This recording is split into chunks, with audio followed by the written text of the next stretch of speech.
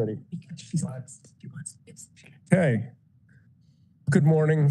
Good afternoon, everybody. I'm Joe Martens. I'm calling today's meeting to order at 1:01 on December 13th. Thank you all for attending. Welcoming the board members who are present and joining us remotely by video. To our public viewers, thank you for joining in. Please note the board meeting is being videotaped. Link to the videotape and transcription will be posted on the Olympic Authority website following the meeting. And as we start today's items, I'll remind the board members to please speak as clearly as possible and to identify yourselves each time you speak, make a motion. I may be the exception to that because I spent the morning in the dentist chair. So if I slur my words, it's not because I've been imbibing, it's because I've been laid back in a dentist chair and my mouth is still quite numb. So an agenda is included in your board packet. May you please call the roll to confirm a quorum is present. Joe Martens. Here. Bill Beanie. Here. Cliff Donaldson. Frank Cardinal. Steve Hunt. Here. Betty Little. Here. Art Lucy. Here. Diane Monroe. Here. Chris Pushkarsh. Here. Joe Zalewski. And Eleanor Tatum. Okay. You have a quorum. Thank you. Yep. The first item for the board action on the agenda is the approval of meeting minutes. May I have a motion approving the minutes of the board meeting held on September 22nd, 2023? So moved. Moved by Diane. Second. Seconded by Betty. Any discussion? All in favor? Aye. Aye. Aye. Any opposed? Abstentions? Motion carries. This item on the agenda is the executive committee report shall provide. On November 20th, 2023, the executive committee met to consider two proposed resolutions that were time sensitive and therefore in need of board action before the date of today's meeting. The meeting was called and convened under the authority of the executive committee pursuant to Article 3, Section 2 of the bylaws to transact business of the Olympic Authority between regular meetings of the board.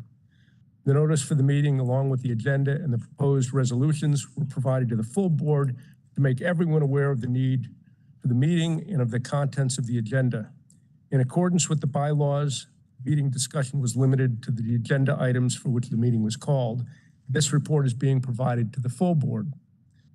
First proposed resolution was resolution number 515, the resolution committing operating funds and granting a president enter into an agreement for the 2024 annual policy of health insurance.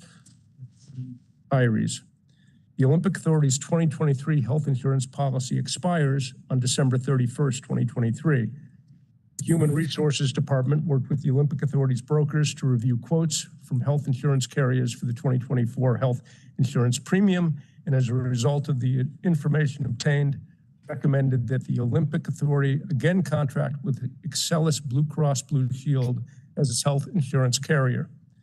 This recommendation was made based on the superior network that is provided through Excelis, its established history of efficient claims processing, the fact that the other companies who submitted bids have network accessibility issues, participating providers that would create healthcare access problems for both current employees and for retirees, and the fact that Excelis was able to provide a premium quote for 2024 that is 2.5% less than the premium for 2023. The total projected premium for the policy with Excelis is $5,137,430, of which $4,130,786 is the projected portion to be paid by the Olympic Authority, with the balance offset by employee and retiree contributions. While the policy does not expire until the end of December, the quote provided in the bid was good only until December 15th, and that was after having been extended twice, which is the reason for taking the matter up in November at a meeting of the executive committee. The second proposed resolution was resolution number 516, resolution committing operating funds and granting approval for the president I just wanted to have the record reflect that Eleanor and Joe are here now. Hi, Joe. So Hi. Sorry for being late. have to add them to our, I made a record that they came in after roll call. great. Thank you. Sorry, Joe. No worries. So the second proposed resolution was 516, committing operating funds and granting approval for the president and CEO to enter into an agreement with Echo Entertainment, Inc. for television production and broadcasting services 2024 FIS Ski Jumping World Cup.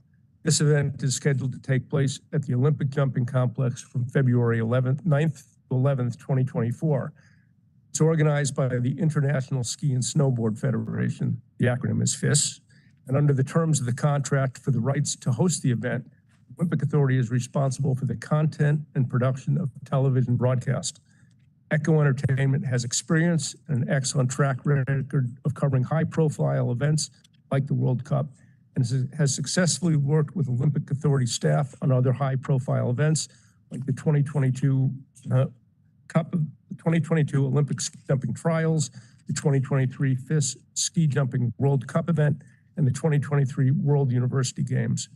Like the health insurance contract, this was a time-sensitive matter of obtaining commitments to services for events this large take advanced planning, and Echo Entertainment was in need of a commitment from the Olympic Authority prior to the date of today's meeting.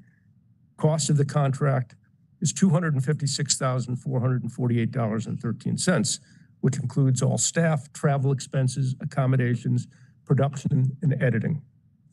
Executive Committee approved both resolutions at its November meeting. Are there any questions or comments on the Executive Committee's report? Be surprised. Hearing none. Next item on the agenda is the President's report, so I'm going to turn it over to Ashley. Joe?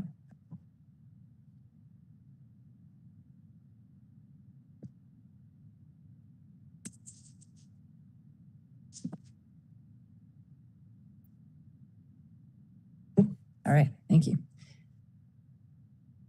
All right, well, good afternoon, everyone. Good afternoon. At the last September board meeting, we highlighted some of the summer and fall activities. I've had a chance to reflect back on them. Based on the summer and fall activities that we've had, the venues had an increased activity and about 17% increase in revenue over last year. That was due to a 9% increase in visitation across all of the venues. Major areas of growth that we saw throughout the summer and the fall activities were the Olympic Museum, the mountain coaster at Mount Van Hoevenberg, some retail outlets, particularly the retail outlets that we have at Mount Van Hoevenberg and the Olympic Jumping Complex. Our skating activities, which were both indoor and outdoor. This past summer, we opened the Oval for inline skating. That had quite a bit of popularity. And in addition, we had indoor skating throughout the summer and the fall. At Bel Air, the mountain down at Bel Air had a number of fall and summer activities that included concerts and movie nights, expanding their year-round activities. All of this growth in revenue with the visitations and the revenue does not include the conference center, which has been increasing their level of services and their number of events throughout the year. Here's a highlight of all of the fall events across the venues. Really, these are centered around Oktoberfest, Fall Fest, and Harvest Fest. This year, Whiteface Mountain had a record attendance on Saturday. They run their Oktoberfest on Saturday and Sunday. They had record numbers on Saturday, and the entire Oktoberfest was a record revenue generator for that weekend. In addition to Whiteface, Bel Air Mountain hosted their Fall Fest. They were so successful back in 2022 that they extended their Fall Fest across 2 weekends. So they added an additional weekend following Columbus Day to accommodate all of the visitors that they've had at that event. Additionally, they have a Harvest Fest that they've annually hosted. They battled the weather a bit this year, and you'll see in the bottom left-hand corner here, they pivoted very quickly, pulled all of the activities and vendors indoors, and had quite a great turnout for that weekend.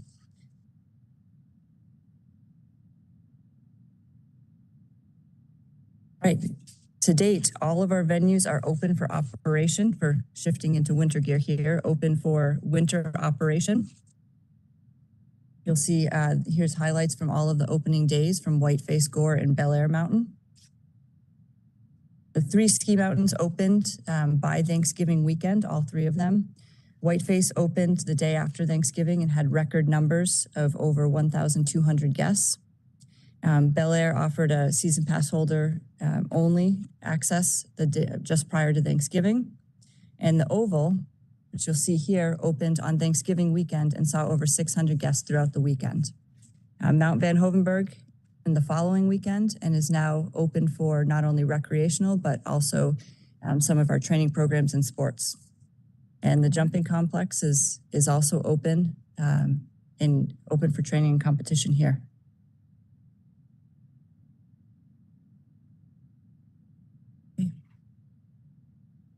All right, in addition to all of the venues being open in some of the fall and summer activities, a number of projects were wrapped up throughout this construction season. The first one to highlight here is the Olympic Jumping Complex. You'll see this is the Judges Tower. A number of improvements. You'll see the before picture on the right and the after on the left here. It was really in a state of disrepair. So the structure was, it was deteriorating. There was new windows, it was painted, new carpeting. This has really brought this facility up to a place where the Olympic Jumping Complex is now able to host the international events. We saw the return of World Cup ski jumping last year. We also have that event returning in 2024. The renovations of this Judges Towers allows for the coaches and the judges to have better viewing working areas for training and for competition, not just for events, but also for year-round activities. The Olympic Jumping Complex had a new maintenance garage that was constructed this summer. You'll see the completed building here. Really, one of the focuses has been on the maintenance of our investments. So this is located up at the top of the jumps. It helps to store the snow grooming and a lot of the maintenance equipment, ensuring that we're protecting the investments so that we'll have them for years to come.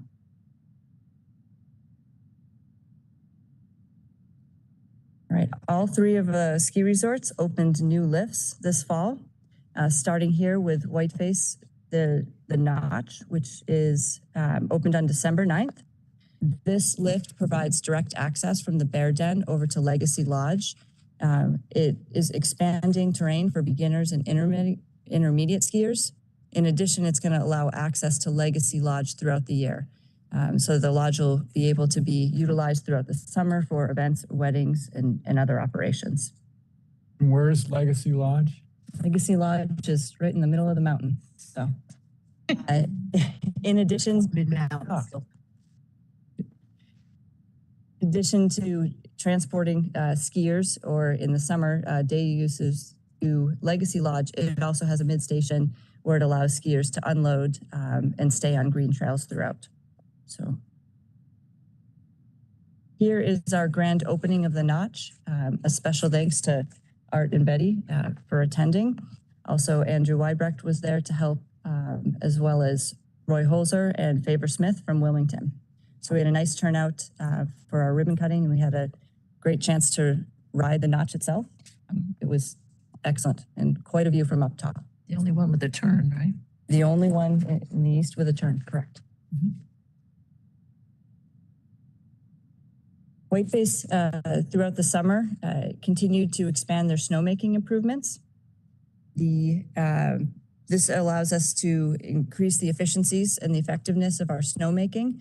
This is the second year in a row that Whiteface Mountain was able to open from the summit down to the base with complete terrain throughout. A lot of this is, we're seeing the impacts, the positive impacts of our snowmaking improvements. Bel Air Mountain opened on December 2nd, the Overlook Quad. Diane and Ellie, thank you for joining us for the opening. You'll also see here 2 of our staff down at Bel Air, Joe and Christine. They were there to help do the ribbon cutting. Christine is the director of lift ops, and Joe is the marketing manager down there. So great to have the staff putting together this opening. The Overlook Quad, it will eventually have a mid-station that's going to be complete in the spring of 2024. So this is a great new asset for Bel Air Mountain. In addition to the Overlook Quad, Bel Air opened a new trail. It is known as Goat Path. Trail was designed with switchbacks to provide an alternative option from the summit. The summit, if you're familiar with it, has a number of black diamonds that access the bottom of the mountain. So this is an alternate option for those that would like to try. In addition to the Overlook Quad and the Goat Path, Bel Air opened their ski bridge. The ski bridge is just above Overlook Lodge. The bridge allows for a better flow around the lodge. It helps for the merging and the crossing of trails. So it's spreading the skier traffic around the lodge, providing a safer environment for all of our guests. And a neat fact, some of the bridge supports actually came from the Tappan Zee Bridge. So a little bit of New York City. So it is called the Tappan Ski Bridge. Unofficially. Unofficially. Called the Tappan. We're having fun with that. That bridge had a lot of people very nervous. It is beautiful.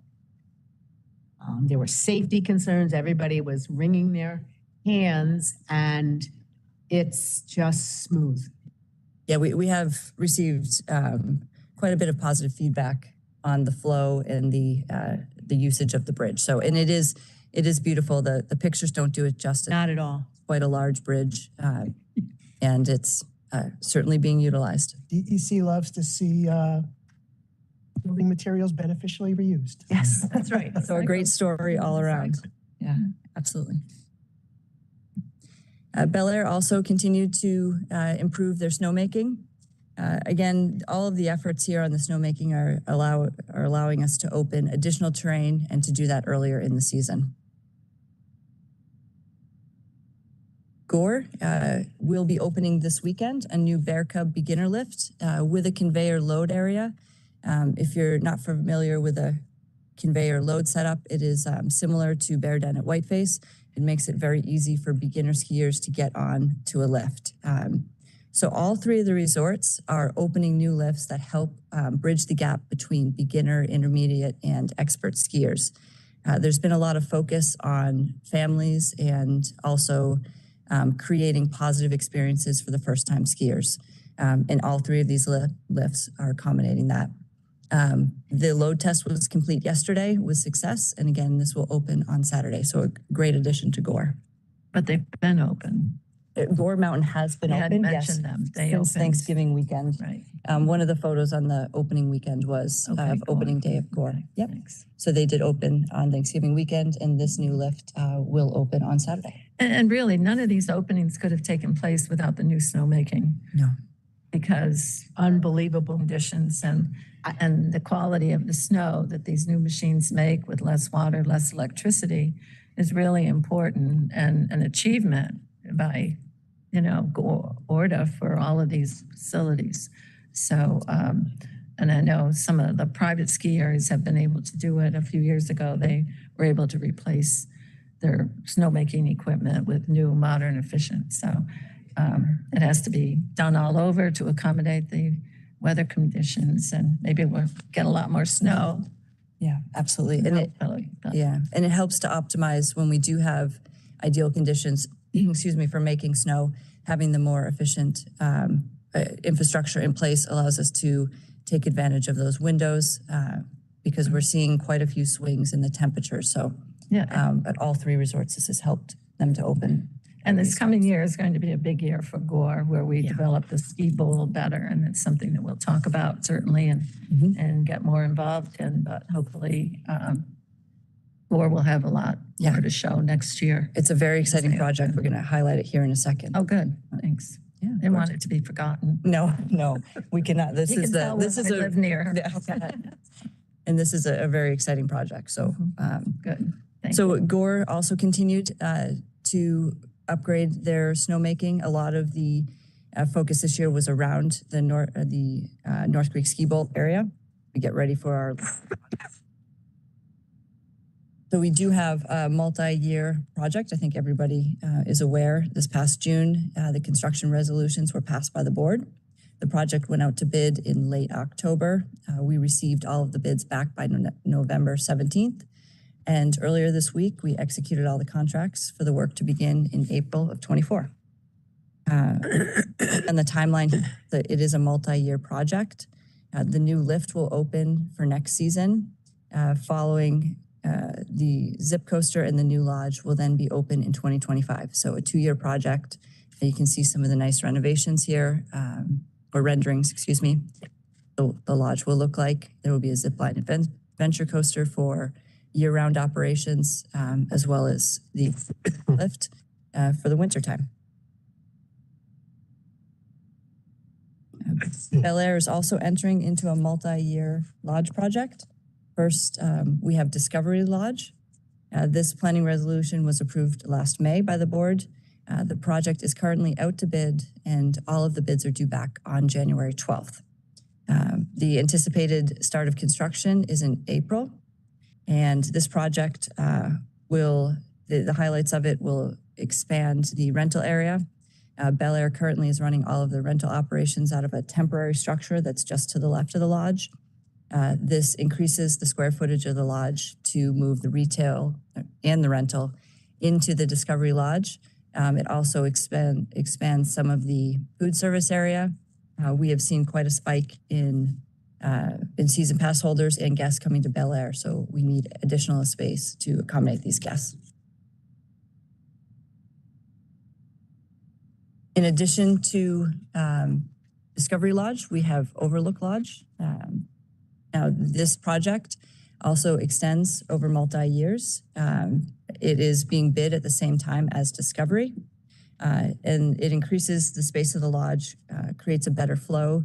The Overlook Lodge has been continually built out over a number of years, so this will consolidate, create a better flow, expand the food service to accommodate more guests throughout the. So is this Gore or is this? No, Bel Air? this Oh, this sorry? is Bel Air. This is Bel Air. is the Discovery.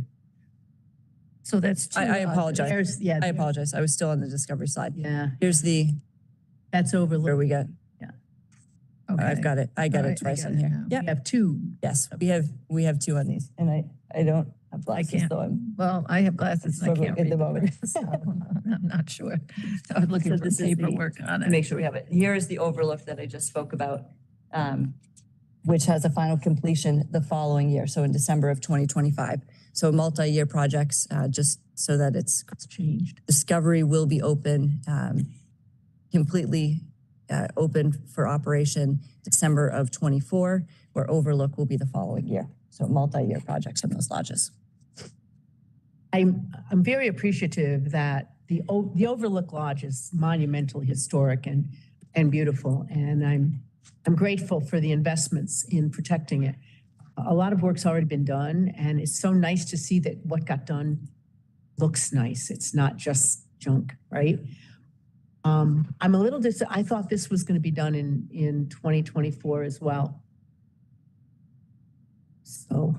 Yeah, these are 2 massive projects. Oh, they- So there's, the bid is structured in a way that it's potential to expedite it, but understanding that where the current time that we're in, the location of Bel Air, to optimize our resources, this is a better approach.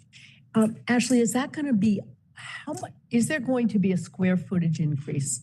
Or is it mostly just the modernization Overlook or Discovery? on Overlook? I know on Discovery there is. Yes, on Discovery, there's a substantial increase in the square footage. Right. There's less on the Overlook side. It's more of a function and flow. So the way that it's going to be structured, the entry is going to be different. It's going to be more easy to access and utilize. Though that's the focus on the Good. Overlook. Yep.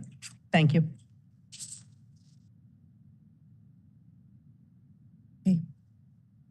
So this is a quick look at, really the catalyst for a lot of these capital projects. There has been record-breaking growth at all 3 of the mountains. Last year, the total season pass revenue was just over 12 million. This year to date, we have exceeded 13 million. with additional sales expected the remainder of the season on the season pass side. This is, again, just on season passes. And the additional revenue is obviously coming from increased sales by each of the resorts, all three of them. Whiteface increased last year was a record-breaking year. This year continues to be, with an additional 100 passes to date sold over last year. Gore has increased by over 500, and Bel Air this season has increased their numbers by over 1,400. Again, all of this is to date, so we do have price increases, so the likelihood it won't be exponential growth throughout the season, but there is still time, and there will be additional passes sold, but just great growth across all three of the mountains.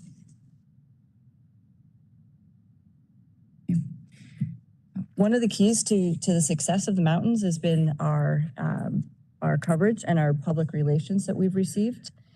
From September 6th to December 4th, we've had over 900 editorial mentions, which is a 10% increase over last year. A few of the slide that we're looking at here is some of the national outlets that have covered the Olympic Authority. This could be events or mountains or venues as a whole. Gore and Bel Air were both named. I'm just going to highlight a few of these. Gore and Bel Air were both named as the top 5 friendly mountains to visit on the East Coast. Whiteface was named one of the best 11 resorts in the U.S. So some great coverage and some great pieces that we're seeing here. This is more regional focused. And one of the really neat pieces that came out about the Olympic Museum is that it was on National Geographic's cool list of places to attend. So we're seeing, really, really good coverage of all of the operations, the events, and the venues themselves. Just to interrupt, that is really a monumental change to the Olympic Museum, what we had and what we have now. I mean, it's like something you'd see in a big city in the country, and people can spend time there and sit and watch the hockey game, of 1980. But you can learn so much more about Lake Placid and ORDA and the venues. So hats off to the design of it and everything else. It's a wonderful spot. Yeah, they have also been doing a lot of school programs. So they do virtual class lessons. They've built out a booklet that can be shared with, any school, because a lot of it can be done remotely. So they're doing a lot, not just physically at the museum, but also virtually to help raise awareness and educate students on the Olympic Museum and all of the great stories that are here. That's good. One of the larger pieces of media coverage that we've gotten in the past week has been related to a bid for the Milano Cortina sliding sports. 2026 Olympic Winter Games are being held in Milano Cortina. Earlier this fall, it came out that the renovations of the track that is currently in Cortina would not be complete in time. And so the Milano Cortina Organizing Committee, in conjunction with the International Olympic Committee, put out a bid for an alternate host for bobsled, skeleton, and luge. The Olympic Authority worked in partnership with the USOPC, as well as US Bobsled and Skeleton, USA Luge, all of our town, state, region, together a very comprehensive bid that the US Olympic and Paralympic Committee submitted to the International Olympic Committee on our behalf on December 1st. We understand that we are one of a handful of host cities that have put together a bid. We've gotten tremendous support. There really has been quite a bit of coverage. The Olympic and Paralympic Committee held their down in New York City on December. After that, they did a media event, and one of the 3 pieces that they highlighted was this partnership in this bid. So very, very exciting. The tendency will be for the event to stay closer geographically within Europe, but we certainly put together a compelling event. And as we host sliding sport events annually and at a very high level, we are certainly a known factor. add to that, that if people haven't had a chance to look at the bid, I encourage you to do so. It is an incredibly professional document, really makes a compelling case. Despite the geographic challenge, there's a lot of reasons that the other competitors, if you will, are not in as well positioned as Lake Placid is. We partnered with New York City so that we could host some of the medal ceremonies, et cetera, in Rockefeller Center. We made connections with our historic connections with the Italians, and we even got a nice headline, I forget in which publication, about our kind of byline of 1 degree of separation. So the communications team that worked on this did an extraordinary job, and whether we did get the bid or not, it was a terrific effort that I think is going to have a long shelf life just because of the nature of all the materials that were put together, and the impressive statistics about our history and what we've done more recently. So kudos to the ORDA staff team.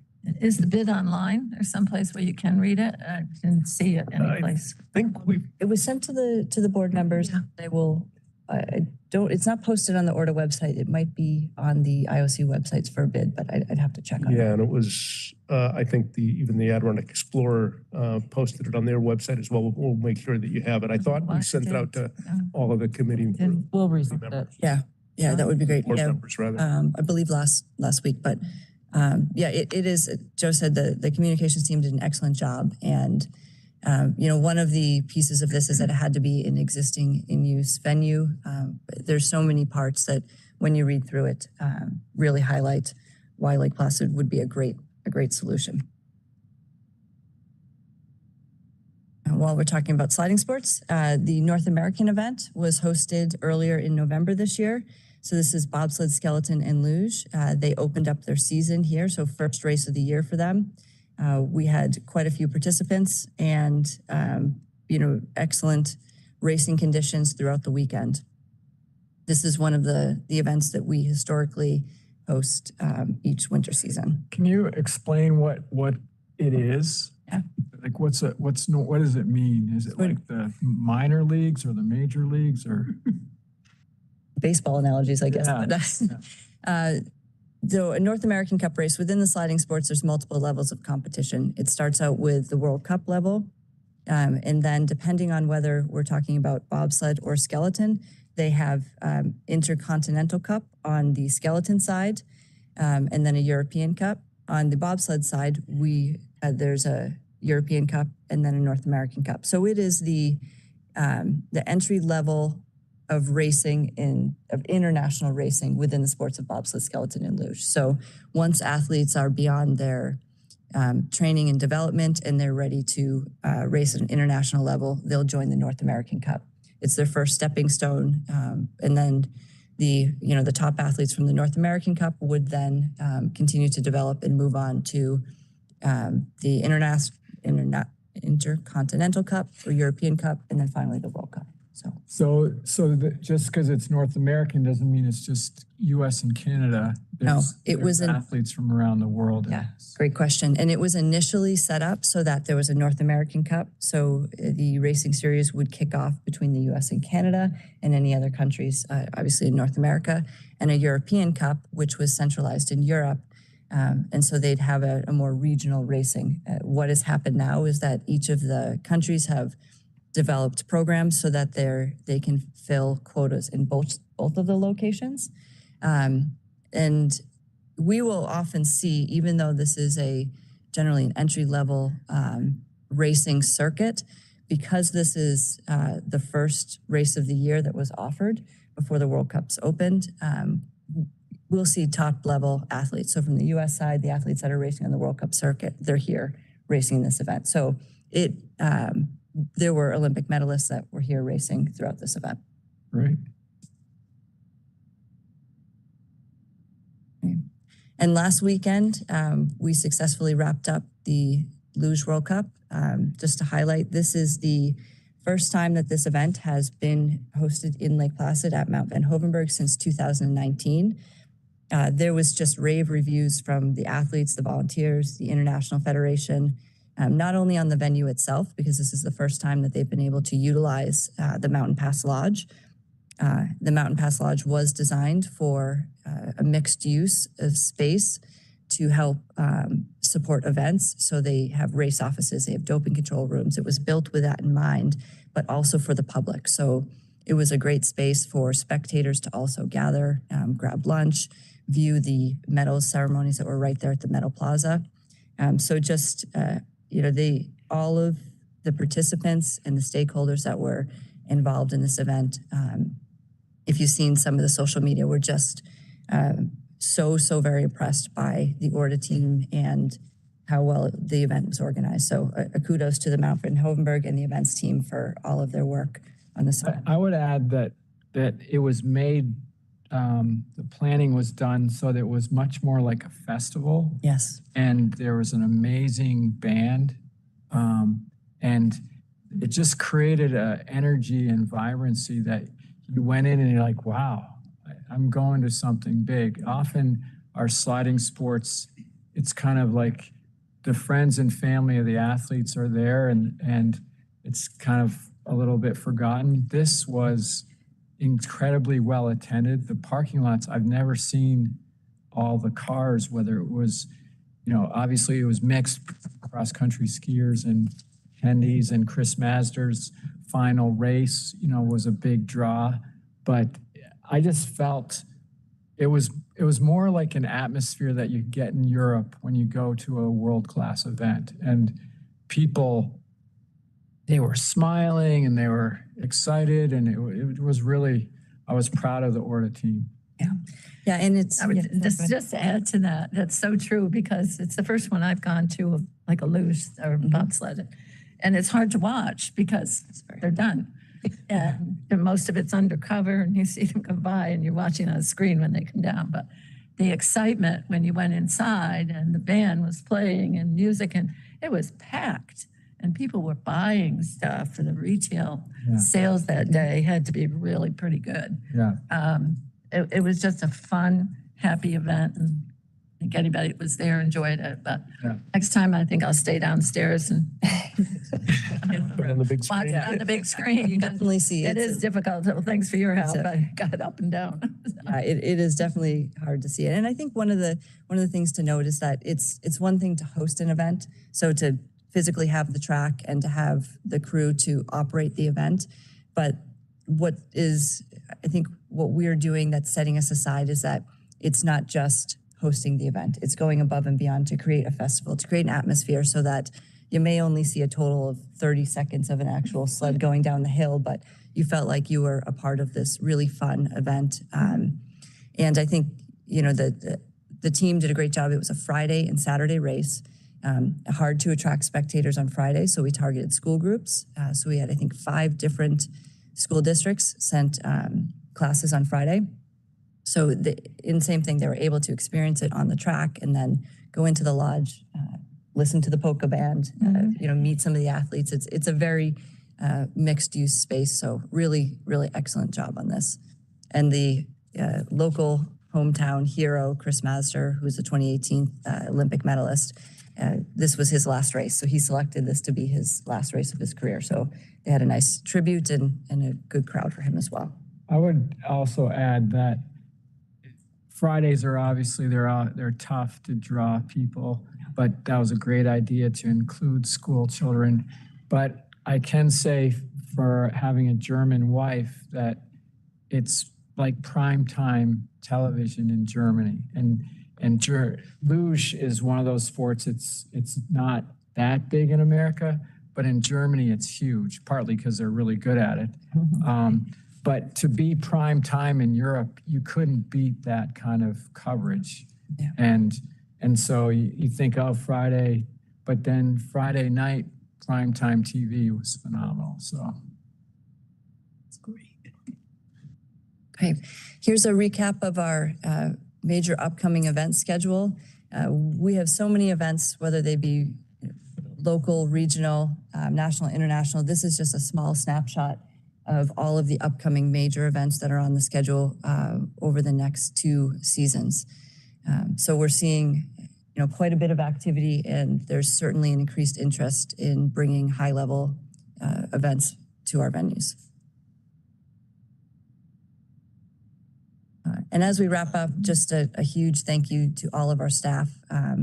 Great job, Gore, Bel Air, Whiteface, on getting the mountains opened, Mount Van Hovenberg, the jumping complex, not only for getting open, but for making sure that we have these really successful events. So none of it could be done without any of our staff. So just a huge appreciation for all that they do every day. A lot of the work goes, unsung. So we want to, especially with the positive feedback from this last race, continue to celebrate our successes and make sure that our staff knows that what they do is really unique and it makes a difference. So just a very big thank you to them and all their efforts and what they do day in and day out.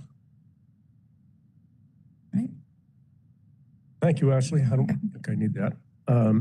Any questions or comments? I'm curious, when I see that list of events, which has grown, is it a challenge sometimes to have opportunities? Do you say yes to every opportunity to host an event, or are there some internal mechanisms that need to be in place to weigh out what's doable?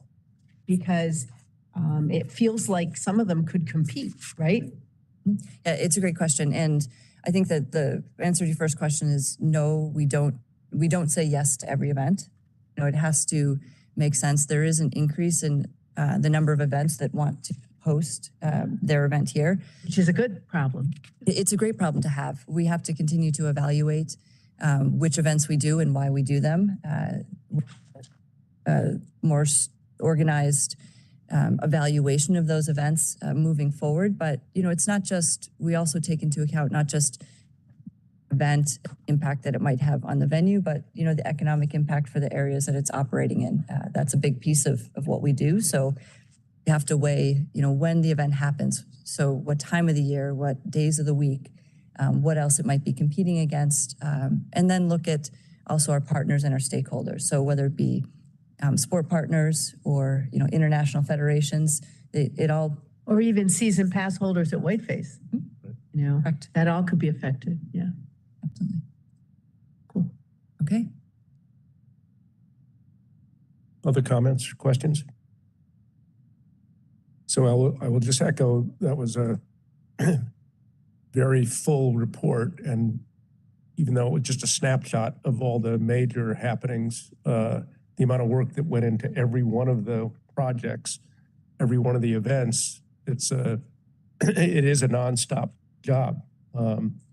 So once again, I think on behalf of the board, we commend the staff of ORDA for being available and working pretty much around the clock all week long. There's very little downtime in this organization because it's one thing after another. And then, as Mike pointed out very often, and I'm sure Ashley's going to be pointing it out, it's all about maintaining it all in between, keeping it running, keeping it safe, safety being a prime consideration for the public, for the athletes. So it's an amazing job the staff all does, and we appreciate it. So we will move on to the new business. There are 3 proposed resolutions on the agenda. I have a motion to adopt resolution number 517. It's a resolution ratifying certain actions taken at the board meeting held on September 22nd, 2023. Can I have a motion, please? So moved. Okay, moved by Chris. Second. Nope. Seconded by Ellie.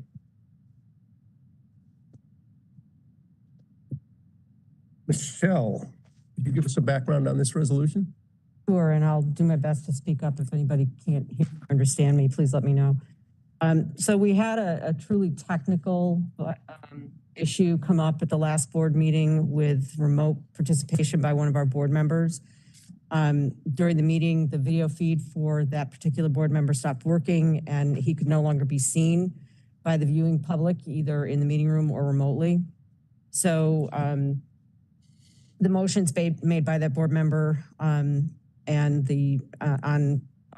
certain resolutions that were moved or seconded by the board member did not technically comply with all of the aspects of the open meetings law that require that board members who are participating remotely be able to be seen, heard, and identified during a meeting.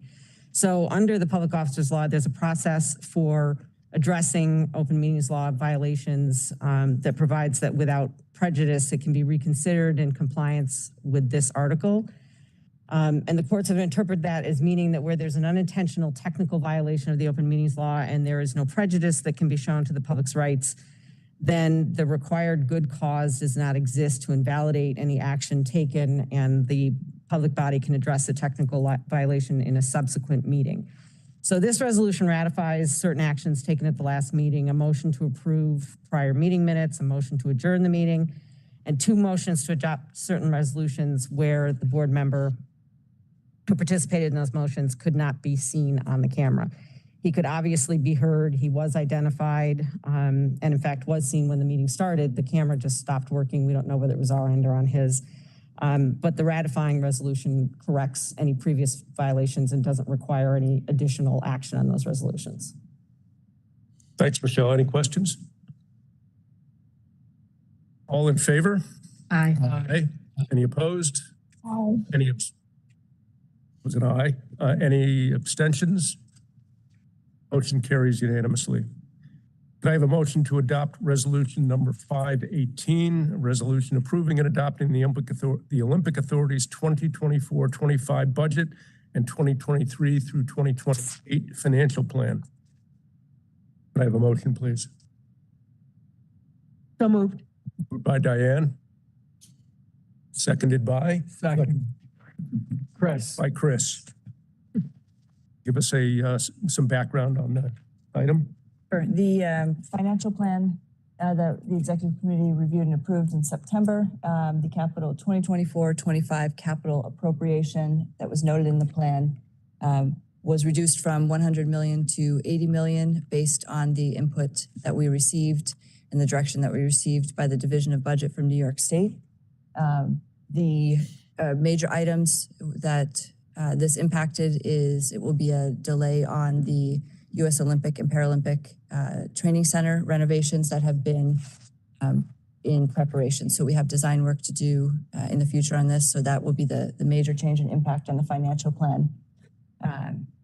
And as always, we like to note that none of this it's all subject to change until state budget passes. A question and with your patience, some thoughts. Every year I ask, so there's the way the budget office wants us to do this job, it is being done perfectly.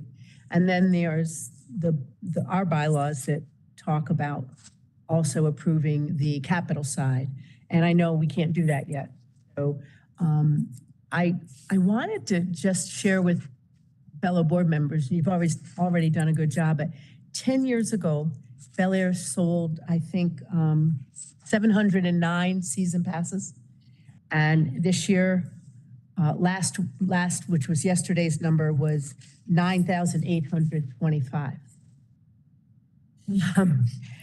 Now, clearly, there's growth there. We all know that. And it's being responded to beautifully because part of the reason for the growth is the absolutely unbelievable snowmaking that Betty has spoken about and the changes that have been made. And I just can't believe the conditions I ski on.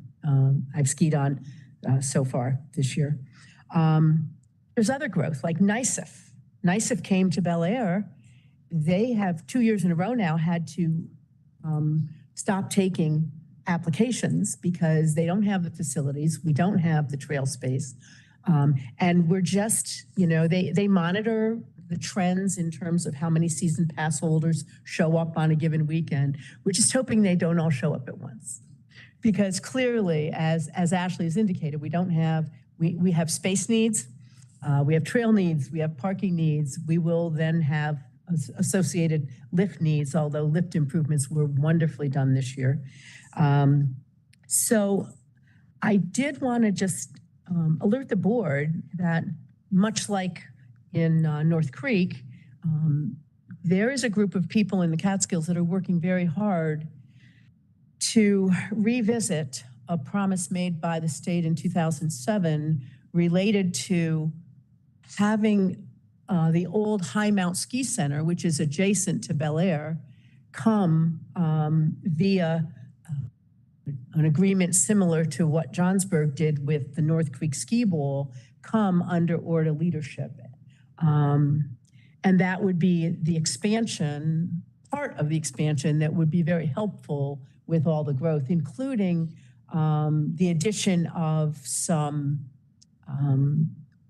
expert trails. We've lost 2 expert trails in this transition. That's not a complaint, it's just an observation. And so I know that we're going to continue to have competing challenges, but you know, as we hope to make that happen, it will have implications in that 5-year plan. And you know, the board hasn't really heard much about this. Ashley and Joe have, so we'll see what happens. But that is a wonderful opportunity to respond to the growth, and hopefully things will come together as they did in North Creek. So, and I will tell you that we are very grateful to be part of ORDA. The growth has occurred under ORDA's watch, and we are very grateful. So I wanted the board members to hear that, because there's a lot of conversation going on and no pressure coming at me, but that's okay. If I could, because I did the legislation that was passed along with Senator Stafford. I was in the assembly, which was a little harder to get it through since I was already, but that was figured out. It would get stuck. And because the ski bowl was town land, it was somewhat easier than private land. So, and it took a while, but that was allowed ORDA to operate on town land. They don't own it. They can operate on it. So that's a little bit different than operating. I mean, it's entirely different, really. Well, it's after the state would have to acquire that land first. That's part of the steps. Yes. And then you probably wouldn't need that kind of legislation if it was, but you still would have to do it to expand ORDA's footprint. Correct. And I'll tell you, everyone up here talks about expanding ORDA's footprint and taking over this and that and the other thing. And I'm not sure. hard. The work that's being done is actually focused on transferring the private property to a municipality. Okay. Yeah. Recognizing that that is a model that. And that would be the similar to what. Very similar. Yes. It's similar, but it's different because you're dealing with a private entity It's starting with a municipality. two-step process. It's a little more complicated. Yeah. And I'm It's exciting. happy that Betty brought that up, because it is an important distinction. I'm also happy to hear that you were delighted that this all came under ORDA, because I had a hand in that the previous life. And there was some skepticism involved back when that was done. But I think skeptics have largely disappeared. Well, I'm grateful for that. My husband skied on November 16th. And the idea of having that season pass only opening, you spoke about, it's not just the product, it's the energy that got created around that. It was just, it was a great day. And I really feel like we are very fortunate. The Catskills are fortunate. We'd like to maximize the benefit. And that takes, I've told people in the Catskills, okay, ORDA's there, but there's some things you have to do first.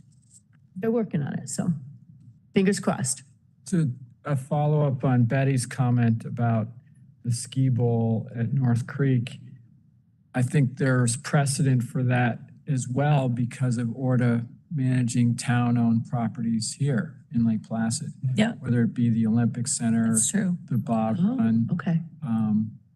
ski jumps. So I think that's very astute of you, Betty, to bring up that Yeah. it really needs to be either state land or town-owned land before we can get really fired All up right. about it. You open up a whole Pandora of Yeah. petitions. No, that's the game plan. So we'll see. But appreciation and hope for the future. Right. Any other questions or discussion on this resolution? All in favor? Aye. Any opposed? Any abstentions? Motion carries unanimously. Could I have a motion to adopt Resolution 519, resolution committing capital and authorizing the president and CEO to enter into an agreement for the Olympic Authority to host the Union Cycliste Internationale Mountain Bike World Series in 2024, 2025, and 2026? Can I have a motion? Sure. Diane, Diane moves. seconded by Chris. Can't wait to hear about it. Ashley, would you give us some background, please? Yeah, absolutely. So just a bit of background before we jump into this particular event. I think we discussed earlier how events in general, how they're structured, how we decide to take on an event. There are two general formats with the structure of contracts for events. I'm going to use the Ski Jumping World Cup as one example and use this as another. The Ski Jumping World Cup is an event that we're hosting again this year in 2024. There is no organization fee for the Ski Jumping World Cup. But as you saw earlier, there are additional responsibilities that we take on for hosting the event, such as broadcast. That is one structure where we agree to a contract and the scope and the services are then solely the responsibility of ORDA. The other way that contracts are structured is that there could be a fee structure or an organization fee, a management fee, sometimes a rights fee, they called it. And that would mean that there's a particular fee for bringing an event to the venue. But in exchange for that, there's a number of support that is provided by the organizers. So in this case, UCI Mountain Bike, which is owned by Warner Brothers, is one of the types of events where there is a fee associated, but there's a number of support services that come along with it. In particular, with this UCI Mountain Bike event, they provide all of the broadcast services. So they bring in the production company, all of the staff, the actual truck where the broadcast and the production takes place. In addition, there's all of the branding that you see around the venue, so all of the signage, all of the promotional materials that is brought and supplied by UCI and by Warner Brothers. The course design, so the build out, the layouts, they provide staff in order to design it and work with the venue on incorporating it. Logistical support, so they come with a number of staff members that help to operate the event and supplement our staff on the venue. So the UCI event that we're looking at, it is the World Cup of mountain biking. There are 14 stops worldwide. Lake Placid was targeted back in the spring. There was a group from Warner Brothers and UCI that came to the area to look at a number of different locations.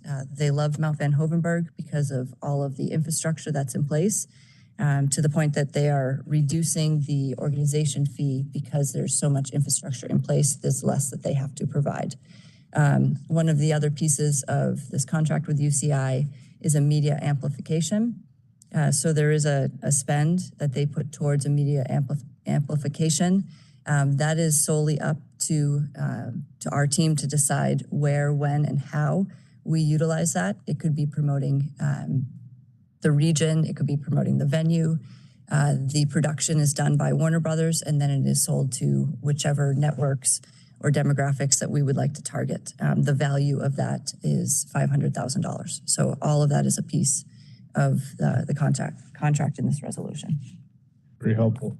So That's so interesting. what would the total cost be for us to do this? The organization fee is at a minimum $170, a maximum of $250. This is based on the infrastructure. So the reduction that we are looking at is $80,000. And then the media piece, the amplification is $250, and that's the one that has a direct spend of $500. So the total cost would be 420,000 412. But, between the two. okay, but I got confused because I thought you said that we were responsible for the media program. No, They will do all Warner of that? Brothers and UCI will do all of the marketing and promotion and promoting our area, our region throughout their TV networks. And so one of the things that we've been discussing is that during the Paris 2024 Olympics, that would be a place that we would advertise and promote since there's a similar demographic. Okay. That was my, because I assume any event we take on, we have to do a cost analysis too. Correct. A full Even budget. at any of the venues, it's going to cost this much to do and the benefit we expect is this much. Yes, and one of the other things that just also to mention is that this does allow for all of the concessions, the food and beverage, the ticketing revenue, and a portion of the sponsorship revenue would be something that ORDA gets to keep. I made a note just, and maybe we're talking, but the biking fans are huge. Yeah. Because we're only talking about approximately 150 racers, about 8,000 spectators. And I would hope as we get closer to that, if we do this, that we would analyze and make sure that's about how many we were going to get. Because I think the FISU games, we thought we were going to get a lot more than we actually got for all different kinds of reasons. But that's just something I would watch, that's all. So Along with a million other things you're watching, so, you know. I was just going to respond a little bit to Betty's comment. When I was first contacted by the local mountain bike group Beta, the message they had for this event was that the riders in the event itself bring a ton of people. They're It's an established series. friends, there's groupies, and that one of his primary concerns was that all the other people, the spectators, come to ride in the region. And so they're always looking for a place that has amenities locally for your average mountain biker. So they are already identifying things that they can do to improve the trail systems that Beta has jointly developed with the town of Wilmington, with Lake Placid, with the Lake Placid Club in the town of Keene, because we have some great mountain biking here in the region, but we don't have great information. We don't have necessarily great parking, signage. So they've come up with a list of things that they'd like to get accomplished with the help of both the municipalities and ORDA before next year, so that all these people that come into town also have a really pleasant experience out above and beyond the race itself. But they were the ones who impressed on me. They really come in big time at this event with spectators. I was excited when I heard about this because it's completely different.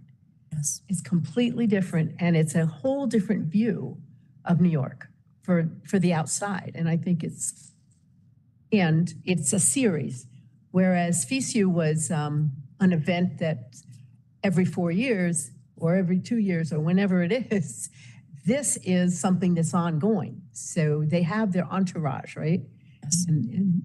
Yeah, and you'll see that it's hard to see from here, but on the calendar of events, so they have a North American tour, and so they work from south to north here, and so they were looking to fill out another location. We obviously fall right into the middle of it, so it's a great way for them to extend one more North American stop. So certainly also a different opportunity for our venues, which have traditionally been winter focused, to expand some of the operations and highlight what else we can I offer. can't see the date. I'm sorry, my eyes aren't going to do that. September 27th to 29th. Okay. And this is a three-year contract. One question, do we have to do any housing of these people? There is some housing of the support staff that is part of the scope that This is ORDA would be probably one of responsible our for. big tourism times, the end of September, the foliage and all, and, the hotel rooms will not be looking to reduce their rates, I would assume. So, but it's, Any comment? And we do have, I'll comment that rates will be at a premium. As you say, it's peak foliage. It's always peak foliage at that time. But I would recommend people plan early. They can stay elsewhere if they don't want to stay here. I mean, Yeah. there's hotels in Plattsburgh and all over, and it can be promoted that way too. That would be my comment, that when you have events of this magnitude, it's a challenge for us to be able to tell them, well, we want the weekend after Labor Day because that's a dead weekend. And I understand they have a World Cup calendar like ski jumping, like bobsled, luge. And so it's like, well, this is the weekend, take it or leave it. If I was, I don't know, hoping for something for 25, I would definitely hope for a later weekend, like after Tremblant, not before Tremblant, because of that fact that people are going to be sticker shocked on the room rates of that weekend in September. So just. But as long as we don't have to house as many people as we did for Fishu. Right, yeah.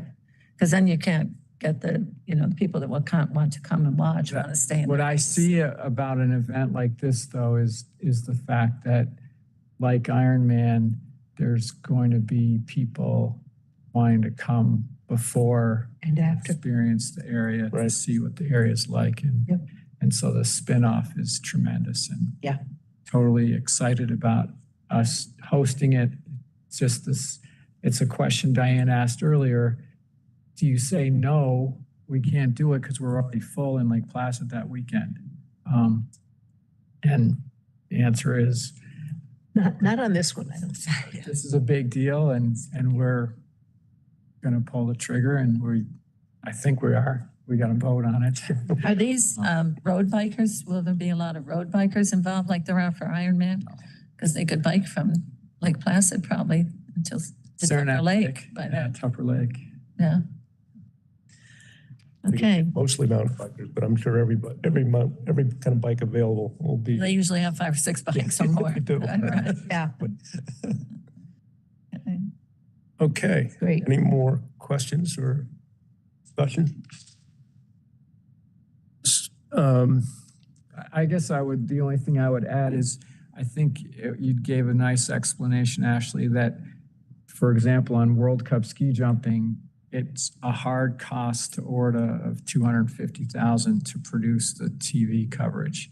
So here, obviously, that's part of this bid package, and that's what this Warner Brothers puts together. So it's a little less of a big pill to swallow, the $500,000. But anyway, got to give it a shot. So I'd also like to make a motion to amend the resolution 519 to change the fourth to last. Just briefly explain it before I read you the clause. There was just an omission of one of the revenue sources. It was the right to retain half of the entry fees for the event is not included in the original resolution. So that is, I'm asking for an amendment to the resolution to add that. So I'll read the change to the fourth to last whereas clause in the resolution.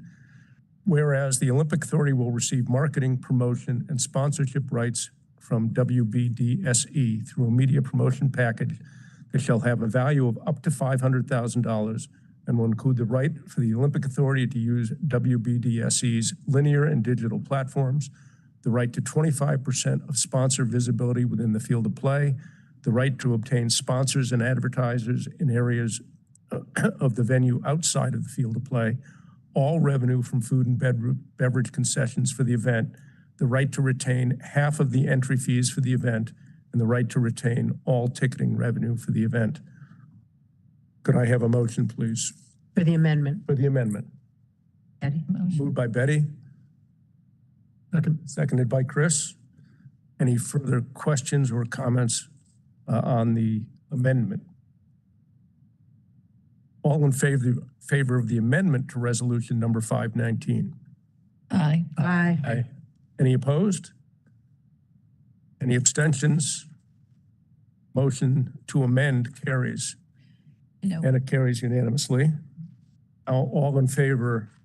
Actually, I'd like to have a little more discussion Okay, on the motion. And my question for Ashley is, we didn't budget for this.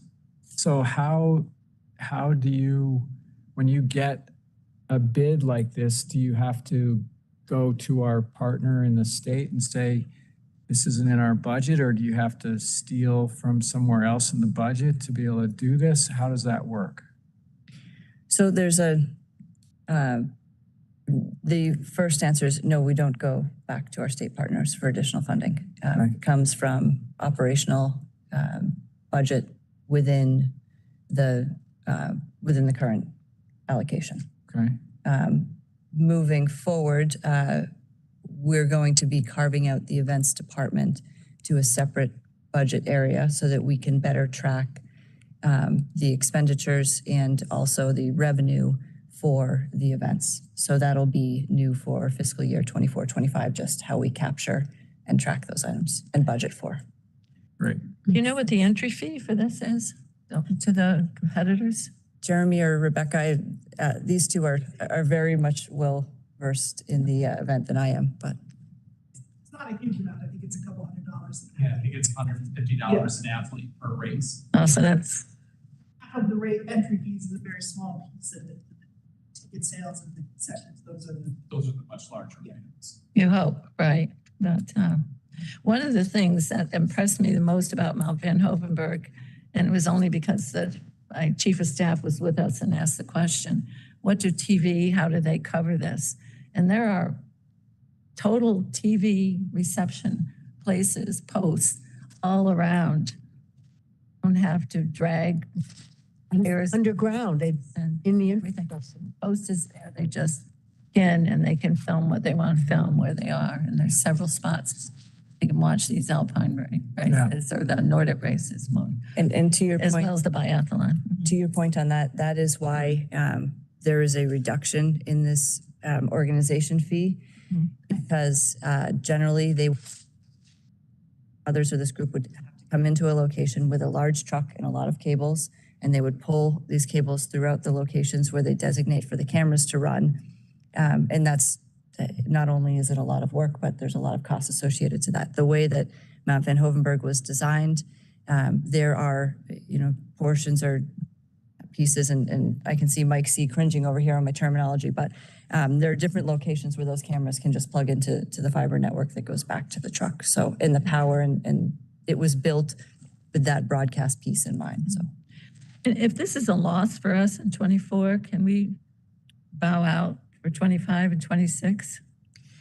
The contract contract is a binding? 3-year contract. 3-year contract, we don't have any provisions like that in it.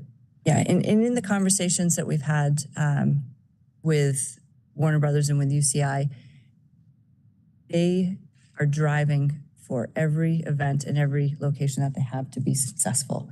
And so their model is based upon success in year one. So we obviously build out a budget and we'll evaluate it. But that's one of the pieces that comes in consideration when we look at an and event. we have opportunities, I assume, in years 2 and 3 of the contract to change things, like certain of the fees, based on the first experience. Well, we could certainly, I don't think on the entry fees, because that is set standard by, Right, well, that's not a big. but on the component. ticketing side, or, how we market it, all of those things we can adapt to change our. The cost analysis, what we have to spend and what the revenue is. And then you have to add the benefit of what the publicity was and what the outreach is and what it does for the economy of the whole area. But okay, Part of the picture. All right. yeah, so, okay. We all set? No further questions? Then all in favor of resolution number 519 as amended? All in favor? Aye. Any opposed? Any abstentions? Motion carries unanimously. This will help Wilmington tremendously because they've been promoting their mountain biking for years and they've done well with it. But they're gonna, It's A great gonna be a network. big bang. Isn't it? Yeah. it's gonna do very well. And like, Ironman too, a lot of these people will come and practice ahead of time. So, Gonna be great. So that concludes the business of today's meeting. Our next board meeting will be on January 26th at the Olympic Center. Are there any other items before I entertain a motion to adjourn? None? Could I have a motion to adjourn? Moved Art. second, Betty. Thank you. All in favor? Aye. Aye. Any opposed? Meetings like. Any abstentions? For a certain day. The meeting is adjourned Just at aiming. 2:16, Wednesday, the 13th of December. Thanks, everybody.